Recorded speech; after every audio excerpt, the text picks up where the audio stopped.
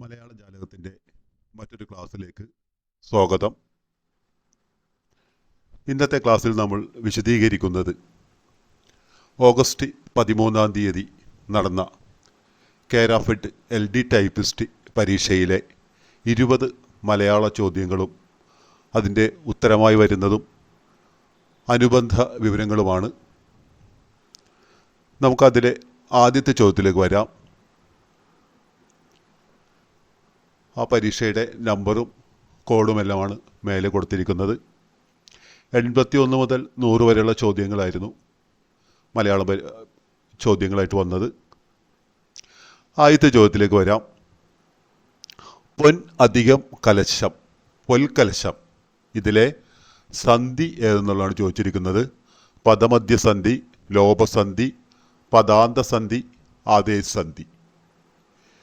പദമധ്യസന്ധിയും പദാന്തസന്ധിയും ഉഭയസന്ധിയും ഉൾപ്പെടുന്ന സന്ധികളുടെ വിശദമായ ക്ലാസ് മലയാള ജാലകത്തിൻ്റെ സന്ധി ക്ലാസ്സിൽ കൊടുത്തിട്ടുണ്ട്. അതുകൊണ്ട് അതിവിടെ വിശദീകരിക്കുന്നില്ല. പിന്നെ നമുക്കതിലുള്ളത് ലോപസന്ധി, ആദേശസന്ധിയാണ്. ഉത്തരം ആദേശസന്ധിയാണ് ഇതിൻ്റെ ഉത്തരം വരുന്നത്. ഇതിൻ്റെ വിശദീകരണമായിട്ട് വരുന്നത് മുൻ, പിൻ, പൊൻ ഇവയിലെ നകാരം പിന്നീട് ഖരം വന്നാൽ ലകാരമായി മാറും എന്നുള്ളതാണ്. മുൻ, പിൻ, പൊൻ ഇവയിലെ നകാരം പിന്നീട് ഖരം വന്നാൽ ലകാരമായി മാറുമെന്ന നിയമം അനുസരിച്ചാണ് ഇവിടെ വന്നിരിക്കുന്നത്. അപ്പോൾ സന്ധി ആദേശസന്ധിയാണ്. നകാരം ലകാരമാവുന്നതുകൊണ്ട് ആദേശസന്ധിയാണ്. ആ സന്ധിയുടെ നിയമത്തിൽ വരുന്ന മറ്റ് 3 പദങ്ങളും കൂടി താഴെ കൊടുത്തിട്ടുണ്ട്. തിരുമുൻകാഴ്ച, തിരുമുൻകാഴ്ച, തിരുമുൻ അധികം കാഴ്ച, തിരുമുൽക്കാഴ്ചയായിട്ട് വരുന്നു. ക ഖരമായതുകൊണ്ട് നകാര ലകാരമാകുകയാണ്. പിൻപാട്, പ ഖരമാണ്, അതുകൊണ്ട് അത് പിൽപ്പാടായിട്ട് മാറുന്നു. പൊൻകുടം, പൊൽക്കുടമായിട്ട് മാറുകയാണ് ചെയ്യുന്നത്.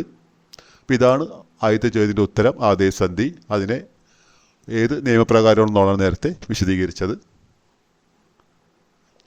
യഥായോഗ്യം പിരിച്ചെഴുതുക എന്നാണ് കൊടുത്തിരിക്കുന്നത്. ഇത് വിഗ്രഹാർത്ഥമായി ആയിരിക്കണം ഉദ്ദേശിച്ചതെന്ന് തോന്നുന്നു. പിരിച്ചെഴുതുമ്പോൾ പോലെ അല്ലല്ല. യഥായോഗ്യം. ഓപ്ഷൻ കൊടുത്തിരിക്കുന്നത് യോഗ്യതയുണ്ട്, യോഗ്യതയോട് യോഗ്യം, യോഗ്യത പോലെ, യോഗം പോലെ. യഥായോഗ്യം യോഗ്യത പോലെ എന്നുള്ളതാണ് അതിൻ്റെ ഉത്തരമായിട്ട് വരുന്നത്. യഥായോഗ്യം യോഗ്യത പോലെ. അടുത്ത ചോദ്യത്തിലേക്ക് വരാം. ജന്മം മുതൽ ഒറ്റപ്പദമാക്കുക. ജനനം മുതൽ, ആ ജന്മം, ജനനത്തോടെ, ജനനാൽ. അതിൻ്റെ ഉത്തരമായിട്ട് വരുന്നത് ആ ജന്മമാണ്.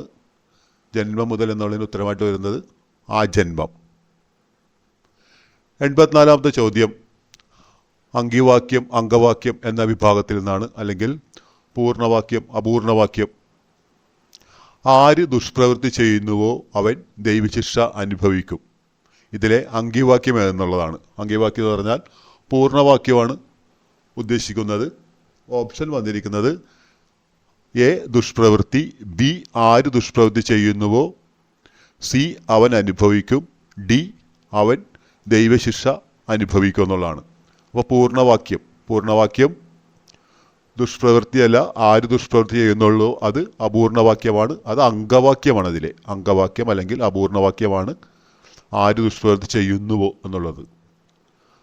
4ാമത്തെ ഡി ആണ് അതിൽ ശരിയായിട്ടുള്ള ഉത്തരം വരുന്നത്. അവൻ ദൈവശിക്ഷ അനുഭവിക്കും. അതാണ് അതിൻ്റെ ശരി ഉത്തരം.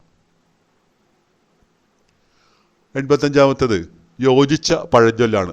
When you are at Rome do as Romans do എന്നുള്ളതാണ്. അതിൽ ഓപ്ഷൻ കൊച്ചി കണ്ടവന് അച്ചി വേണ്ട, അങ്ങാടിയിൽ തോറ്റതിന് അമ്മയോട്, ചേരയെ തിന്നുന്ന നാട്ടിൽ ചെന്നാൽ നടുകണ്ടം തിന്നണം. അതാണ് അതിൻ്റെ ഉത്തരം. ആ കളർ ചേഞ്ച് വരുന്നതാണ് ഉത്തരം. നാട് ഓടുമ്പോൾ നടുവേ ഓടണം. ഇതിന് യോജിച്ച പഴഞ്ചൊല്ലാണ് അതിൻ്റെ പരിഭാഷയല്ല വേണ്ടത്. അപ്പം അതിന് ഉത്തരമായിട്ട് വരുന്നത് ഓപ്ഷൻ സി ആണ്.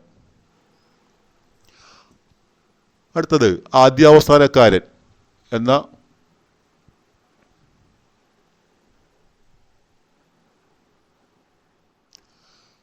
ശൈലിയുടെ അർത്ഥം എന്നുള്ളതാണ്.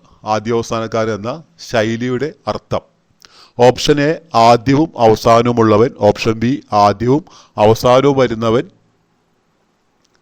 ഓപ്ഷൻ സി പ്രധാന പങ്കാളി. അതാണ് അതിൻ്റെ ഉത്തരമായിട്ട് വരുന്നത്.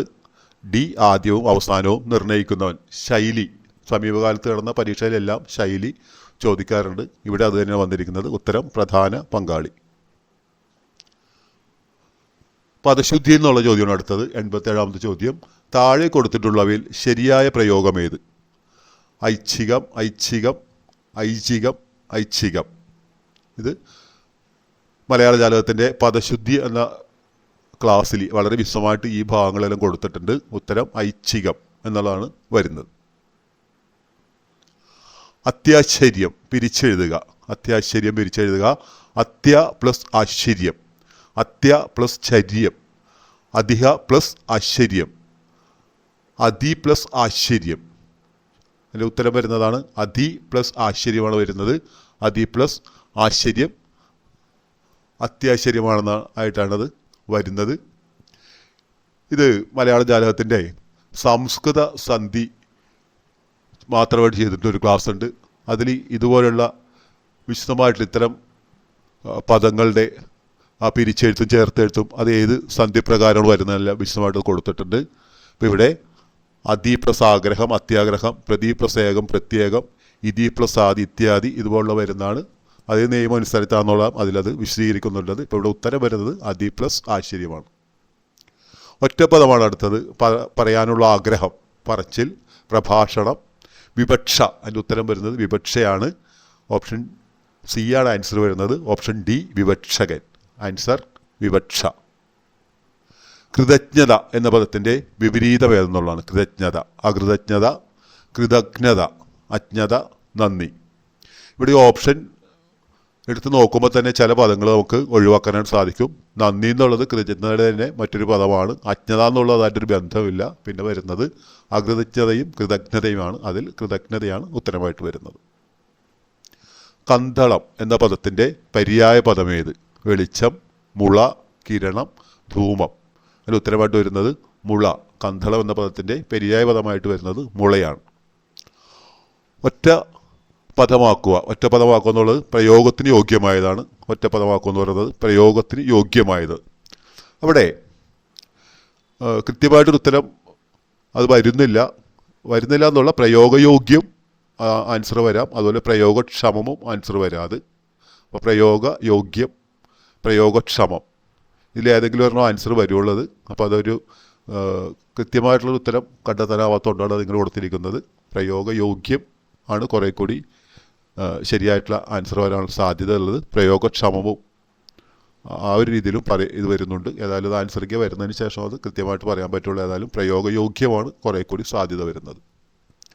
അതുപോലെ ശബ്ദം എന്ന പദത്തിൻ്റെ പര്യായപദമല്ലാത്തത് എന്നൊരു ചോദ്യമാണ്. ഇവിടെയും രവം, നിനദം, ധ്വനി, ധ്വാനം ഇത് എല്ലാം ശരിയാണിത്. അപ്പോൾ ഈ ചോദ്യം ക്യാൻസൽ ചെയ്യാനാണ് സാധ്യത. കാരണം എല്ലാം ശബ്ദത്തിൻ്റെ പര്യായമായിട്ട് വരുന്നു എന്നുള്ളതാണ്.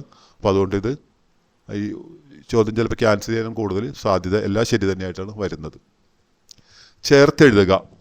കാണിത് അശങ്കം, കാണിത് അശങ്കം, കാണിതാശങ്കം, കാണിത് ശങ്കം, കാണിത ശങ്കം, കാണിത ആശങ്കം. ഇവിടെ ഉത്തരമായിട്ട് വരുന്നത് ഓപ്ഷൻ സി ആണ്. കാണിത ശങ്കമാണ് വരുന്നത്. അപ്പോൾ അത് ഏത് സന്ധി പ്രകാരം നിയമമാണെന്നുള്ളത് നമുക്ക് ആ മലയാള സന്ധികളുടെ ക്ലാസ്സിലത് വിശദമായിട്ട് പറയുന്നുണ്ട്. ആ സമ്പ്രദായമൊക്കെ ചേർത്തുകൊണ്ടുള്ള അതിനോട് ബന്ധപ്പെട്ട നിയമങ്ങളെല്ലാം മലയാള ജാലകത്തിൽ സന്ധി ക്ലാസ്സിൽ പറയുന്നുണ്ട്. അത് ശരിയായ വാക്യം തിരഞ്ഞെടുക്കുക. വാക്യശുദ്ധിയിൽ നിന്നുള്ളതാണ്. ഗുരുശിഷ്യ ബന്ധത്തെ പൗരാണികർ നല്ല രീതിയിൽ കണ്ടിരുന്നു. അതാണ് ശരിക്കും ആൻസർ വരുന്നത്. ബാക്കിയെല്ലാം നമ്മൾ നോക്കുമ്പോൾ എല്ലാം ഒരു ക്രമമായിട്ടല്ല വന്നിരിക്കുന്നത്. നല്ല രീതിയിൽ കണ്ടിരുന്നു പൗരാണികർ ഗുരുശിഷ്യബന്ധത്തെ. ഗുരുശിഷ്യബന്ധത്തെ നല്ല രീതിയിൽ കണ്ടിരുന്നു പൗരാണികർ. ഗുരുശിഷ്യബന്ധത്തെ കണ്ടിരുന്നു പൗരാണികർ നല്ല രീതിയിൽ എന്നുള്ളത്. അപ്പോൾ അവിടെ കൊടുത്തിരിക്കുന്ന ഓപ്ഷനുകളിൽ ഏറ്റവും ക്രമമായിട്ട് വരുന്നത് ആൻസർ എ, ഓപ്ഷൻ എ ആണ്. അതാണ് എൻ്റെ ആൻസറായിട്ട് വരുന്നത്. സ്ത്രീലിംഗം വരാത്ത പ്രയോഗം എന്നുള്ളതാണ്. നമുക്കറിയാം സാധാരണ സ്ത്രീലിംഗം ഈ വെച്ചാണ് വരുന്നത്. മിടുക്കി, മിടുക്ക്, തടിച്ചി, ഗൗരി. അപ്പോൾ അവിടെ മിടുക്കാണ് അതിൻ്റെ ഉത്തരം വരുന്നത്. സ്ത്രീലിംഗം വരാത്ത പ്രയോഗം മിടുക്കാണ്. പിന്നത്തെ ചോദ്യമാണ് പരമോന്നതം പിരിച്ചെഴുതുക. പരമോന്നതം പിരിച്ചെഴുതുക. പരമം അധികം ഉന്നതം, പരമ അധികം ഉന്നതം,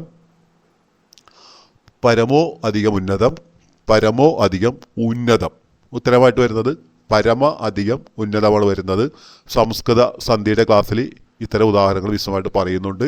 പരമ അധികം ഉന്നതം. ഇവിടെ ആ അധികം ഉ അത് ഓയായിട്ട് മാറുകയാണ് ചെയ്യുന്നത്. ആ അധികം ഉ ഓയായിട്ട് മാറുകയാണ്. അങ്ങനെയാണ് അത് പരമോന്നതം. ഓ എന്നുള്ളത് പരമോന്നതമായിട്ടത് മാറുകയാണ്. അതുപോലെ ധാരാളം ഉദാഹരണങ്ങളും സംസ്കൃത സന്ധിയുടെ ക്ലാസ്സിൽ കൊടുത്തിട്ടുണ്ട്.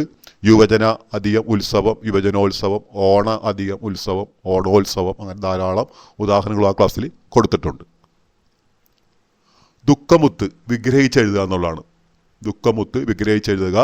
ദുഃഖത്തിൻ്റെ മുത്ത്, ദുഃഖത്താലുള്ള മുത്ത്, ദുഃഖമാകുന്ന മുത്ത് ശരിയായിട്ട് വരുന്നത്. മറ്റൊന്ന് ദുഃഖം കൊണ്ടുള്ള മുത്താണ് വരുന്നത്. അപ്പോൾ ദുഃഖമുത്ത് വിഗ്രഹിച്ചെഴുതുക. ഓപ്ഷൻ സി ആണ്, ദുഃഖമാകുന്ന മുത്താണ് വരുന്നത്. അവസാനത്തെ ചോദ്യം, ചെം അധികം താരി ചെന്താരി സന്ധി ഏത്? ചെം അധികം താരി ചെന്താരി സന്ധി ഏത്? ലോപസന്ധി, ദ്വിത്വസന്ധി, ആഗമസന്ധി, ആദേശസന്ധി. ഇവിടെ ഉത്തരം വരുന്നത് ആദേശസന്ധിയാണ്. അനുസ്വാരത്തിൻ്റെ ചെം എന്ന പൂർവപദത്തിലെ ആ അനുസ്വാരത്തിൻ്റെ സ്ഥാനത്ത് നഗാരം വരികയാണ് ചെയ്തത്. നഗാരം വരുന്നതിന് കാരണം അനുസ്വാരത്തിന് ശേഷം വർഗാക്ഷരം വരുമ്പോൾ ആ വർഗാക്ഷരത്തിൻ്റെ അനുനാസികം, വർഗാക്ഷരത്തിൻ്റെ അനുനാസികമാണ് അവിടെ വരുന്നത്. അപ്പം അനുനാസികത്തിന് പിന്നിൽ വർഗാക്ഷരം വന്നാൽ ആ വർഗത്തിലെ അനുനാസികം ആദേശം വരും എന്നുള്ളൊരു നിയമം അനുസരിച്ചാണ് വരുന്നത്. ആ അനുസ്വാരത്തിന് പിന്നിൽ വരുന്ന അനുസ്വാരത്തിന് പിന്നിൽ വർഗാക്ഷരം, താ വർഗാക്ഷരമാണ്, ഖരം അത് വർഗാക്ഷരമായതുകൊണ്ടാണ് ആ വർഗാക്ഷരത്തിൻ്റെ അനുനാസികം, അതിൻ്റെ അനുനാസികം തായ്ധ ധായ്ധന അതാണ് വരുന്നത്. അപ്പോൾ അത് അങ്ങനെയാണ് നായും തായും കൂടി ചേർന്നാണ് ഇന്ധാന്ന് ആകുന്നത്. അപ്പോൾ അതിൽ മറ്റൊരു ഉദാഹരണം താഴെ കൊടുത്തിരിക്കുന്നു. വരുംകാലം. വരുംകാലം എന്ന് പറയുമ്പോഴും ആ വരും എന്നുള്ളതിലെ അനുസ്വാരം അത് കഴിഞ്ഞിട്ട് ക വർഗാക്ഷരം വരുന്നതുകൊണ്ട് കായുടെ അനുനാസികമായ ങ വന്നുകൊണ്ട് അത് വരുംകാലമായിട്ടാണ് വരികയാണ് ചെയ്യുന്നത്. അതുപോലെയുള്ള കുറച്ച് പദങ്ങളൊക്കെ നമ്മൾ സന്ധിയുടെ ക്ലാസ്സിൽ കൊടുത്തിട്ടുണ്ട്. ചന്തം ചേർന്ന, ചന്തം ചേർന്ന, പോകും തോറും, പോകും തോറും തുടങ്ങിയ പദങ്ങളെല്ലാം ഈ വിഭാഗത്തിൽ വരുന്ന പദങ്ങളാണത്. ഇത്തരം ചോദ്യങ്ങളാണ് ഓഗസ്റ്റ് 13 നടന്ന കാരാഫെഡ് LD ടൈപ്പിസ്റ്റ് പരീക്ഷയിലെ ആദ്യ ഭാഗത്ത് കാണിച്ചിരുന്ന ആ ചോദ്യത്തിൻ്റെ കോഡുമായിട്ട് ബന്ധപ്പെട്ട് വരുന്നത്. അപ്പോൾ ഈ ചോദ്യങ്ങളും അതിലെ അനുബന്ധ വിവരങ്ങളുമാണ് നമ്മൾ വിശദീകരിച്ചത്. നമുക്കിതിലെ ഇതുപോലെയുള്ള പരീക്ഷകളുടെ അതാത് ദിവസം തന്നെ അതിൻ്റെ മലയാള വിഭാഗത്തിലെ ചോദ്യങ്ങളും അതിൻ്റെ അനുബന്ധ വിവരങ്ങളും മലയാള ജാതകത്തിൻ്റെ ക്ലാസ്സിലുണ്ടായിരിക്കും. ഈ ക്ലാസ് നിങ്ങൾക്ക് പ്രയോജനപ്പെട്ടുവെങ്കിൽ അത് സബ്സ്ക്രൈബ് ചെയ്യുക, മറ്റുള്ളവർക്ക് പങ്കുവയ്ക്കുക. വീണ്ടും ഇതുപോലുള്ള ചോദ്യങ്ങളും അതിൻ്റെ വിശദമായ ഉത്തരങ്ങളുമായി മറ്റൊരു ക്ലാസ്സിൽ വീണ്ടും കാണാം. നന്ദി.